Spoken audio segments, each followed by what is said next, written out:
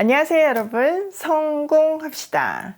우리는 지금 요한계시록이라는 큰 숲에서 은혜를 누리고 있죠.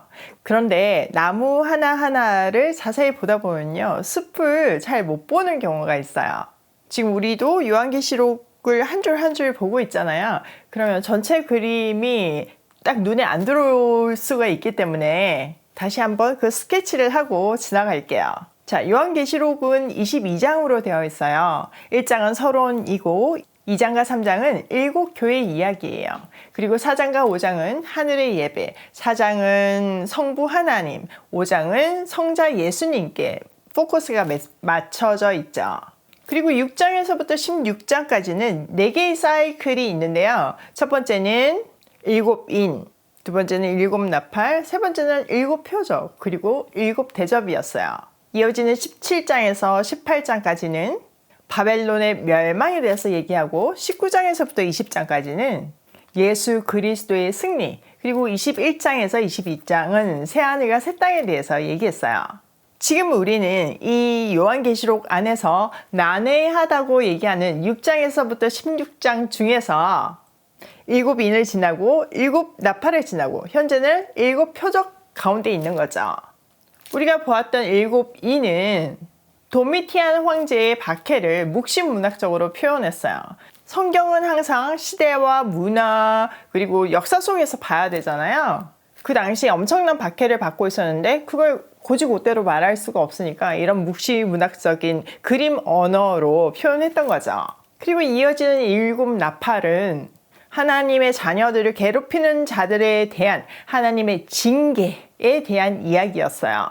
그리고 지금 우리가 살펴보고 있는 일곱 표적은 앞으로 다시 다 돌아가서 그 모든 것을 해석하고 있어요. 우리가 이 일곱 표적을 12장부터 봤는데 여자, 아이, 용, 바다에서 나온 짐승, 그리고 땅에서 나온 짐승을 봤어요. 여기서 용은 사탄을 얘기하고 바다에서 나온 짐승, 땅에서 나온 짐승은 용의 권세를 가지고 성도들을 미혹하고 괴롭히고 있다는 것을 보았죠. 그리고 우리는 13장 끝에서 말도 많고 탈도 많은 666이 드디어 등장을 했어요. 그런데 그 666에 대해서는 18절이 아주 정확하게 말해주고 있죠. 짐승 같은 어떤 사람의 이름이래요. 당신은 게마트리아 방식이 있어서 각 알파벳에 숫자 값이 있다고 했는데 666을 게마트리아 방식에 대입하다 보면 그 이름이 바로 네로 황제였죠. 자, 666에 이어서 바로 대조되어서 나타나는 것이 14만 4천이에요. 이것은 구원받은 하나님의 백성을 뜻하죠. 그러니까 요한계시록이 말하고 있는 것은 천상의 그림을 딱 보여주면서 이 결말을 보여주면서 너의 삶은 어디에 속해 있냐고 묻는 거예요. 사탄한테 속해 있는가? 아니면 하나님한테 속해 있는가? 딱 이 두 부류밖에 없으니까 마음을 확정하고 삶을 똑바로 정확하게 표시하면서 살라는 거죠. 내가 하나님의 자녀로 인침을 받았으면 그것이 내 삶에서 보여야 한다는 뜻이에요. 우리가 그렇게 살 때 세상적으로 망한 것 같고 실패한 것 같지만 그게 진정한 승리라고 알려주고 있어요. 또 매번 사탄과 그의 하수들에게 맨날 당하고 지는 것 같이 보이지만 주님께서 우리를 대신해서 싸워주시고 계신다는 사실을 절대로 잊지 말라고 했죠. 삶의 무게에 힘이 붙일 때마다 이 영적 전선을 분명하게 확인하고 시선을 예수 그리스도께 고정하고 지금 내 현재의 삶에 하나님의 나라가 임하도록 살라고 권유하고 있어요. 자, 잘 정리되셨나요? 오늘은 이 내용에 이어서 새 천사가 전하는 말을 한번 공부해 보도록 할게요. 자, 6절. 또 보니 다른 천사가 공중에 날아가는데 땅에 거주하는 자들 곧 모든 민족과 종족과 방언과 백성에게 전할 영원한 복음을 가져옵더라. 자, 첫 번째 천사가 등장을 해요. 이 천사는 공중을 날아다녀요. 여기서 공중은요, 공중 권세 잡은 자들이 지배하는 것 같이 보이는 공간, 즉 하나님을 대적하는 자들이 판을 치는 공간을 뜻해요. 그런데 이 천사에게는 땅에서 살고 있는 모든 사람과 모든 족속과 모든 언어와 백성에게 전할 영원한 복음이 있대요. 이 영원한이라는 수식어를 통해서 온 우주는 하나님께서 통치하시고 승리하시며 완성하신다는 것을 분명하게 알려주고 있어요. 자, 7절. 그가 큰 음성으로 이르되 하나님을 두려워하며 그에게 영광을 돌리라. 이는 그의 심판의 시간이 이르렀음이니 하늘과 땅과 바다와 물의 근원을 만드신 이를 경배하라 하더라. 자, 이것이 영원한 복음의 내용이에요. 첫 번째, 하나님을 두려워하래요. 두 번째는 그분에게 영광을 돌리래요. 왜냐하면 심판의 날이 이르렀기 때문이죠. 그리고 세 번째는 그분을 경배하래요. 자, 8절. 또 다른 천사 곧 둘째가 그 뒤를 따라 말하되 무너졌도다 무너졌도다 큰 성 바벨론이여 모든 나라에게 그의 음행으로 말미암아 진노의 포도주를 먹이던 자로다 하더라.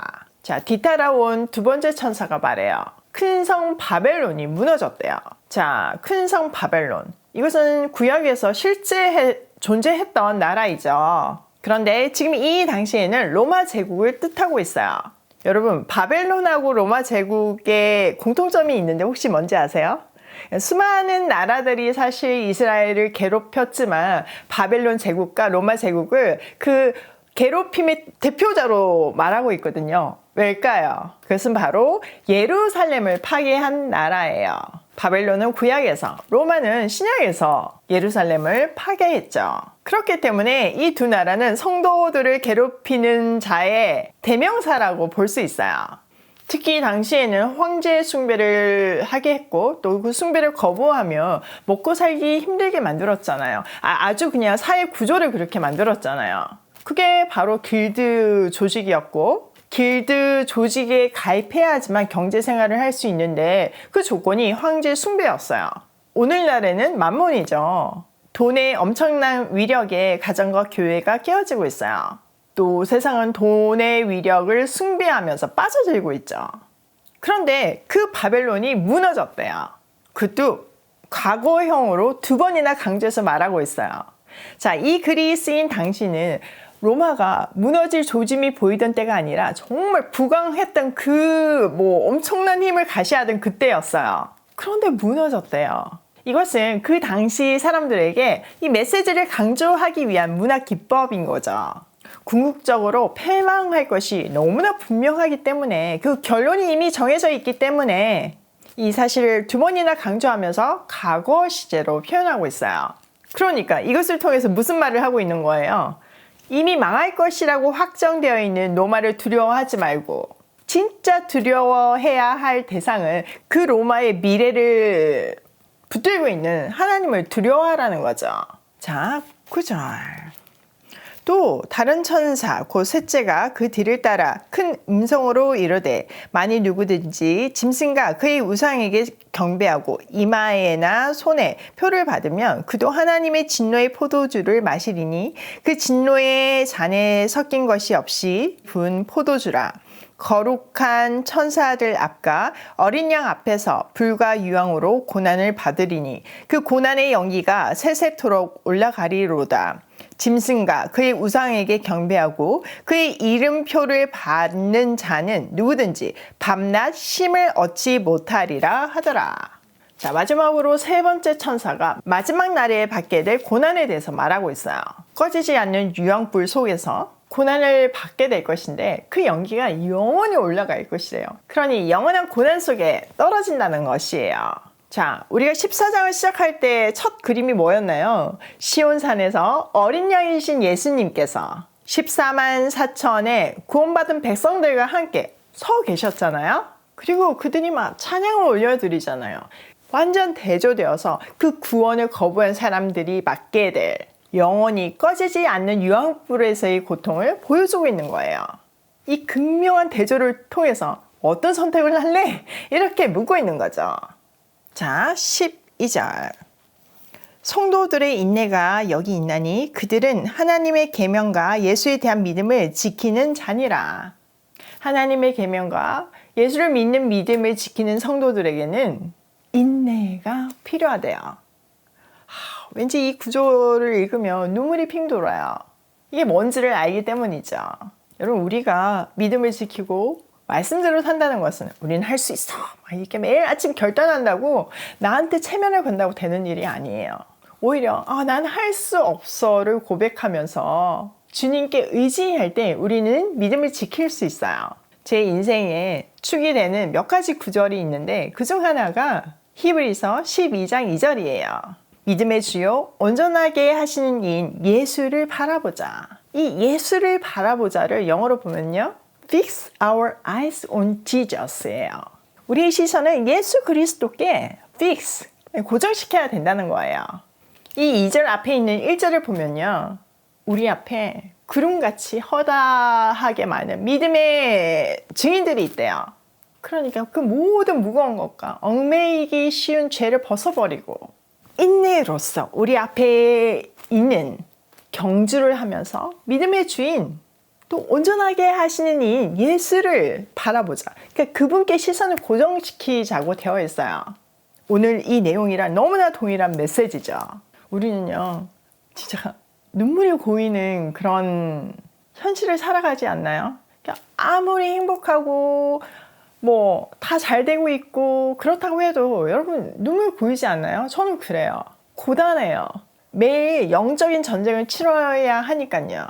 그렇기 때문에 우리는요, 시선을 예수 그리스도에 고정시키고 인내하는 것 외에는 믿음을 지킬 수 있는 방법이 없어요. 이 순간에도 내 모든 것을 대신해서 싸우시려고 시온산에 서 계시는 그 어린 양을 보고, 그리고 그 어린 양께 시선을 고정시키고 다시 힘을 내어 보아요. 자, 오늘 내용을 우리 삶에 한번 적용을 해보면, 첫 번째, 우리에게는 영원한 복음이 있다. 여러분, 이 고난 잠시예요. 눈에 보이는 게 다가 아니에요. 이 영원한 복음이 있음을 확신하면서 주어진 길을 완주하기로 해요. 두 번째, 하나님의 완벽한 계획대로 역사는 흘러간다. 지금 눈앞에 펼쳐지는 건 믿을 수 없는 현실이라고 해도요, 역사는요, 완벽하게 하나님의 뜻대로 이루어져 가요. 우리는 그것을 믿고 그 결말을 알기 때문에 눈에 보이는 것에 흔들리지 않고 담대하게 살 수 있어요. 세 번째, 예수 그리스도께 시선을 고정시키고 인내하자. 여러분, 인내 외에는 믿음을 지킬 수 있는 방법이 없어요. 근데 그냥 막 이렇게 참는 것이 아니라 예수 그리스도께 시선을 고정시킬 때 하늘의 권능이 우리에게 부어지고 하나님 나라가 지금 이 순간에 나에게 임하게 되는 거예요. 오늘도 그 영원한 복음을 전하며 예수 그리스도께 시선을 고정시키고 인내하며 고고싱해요.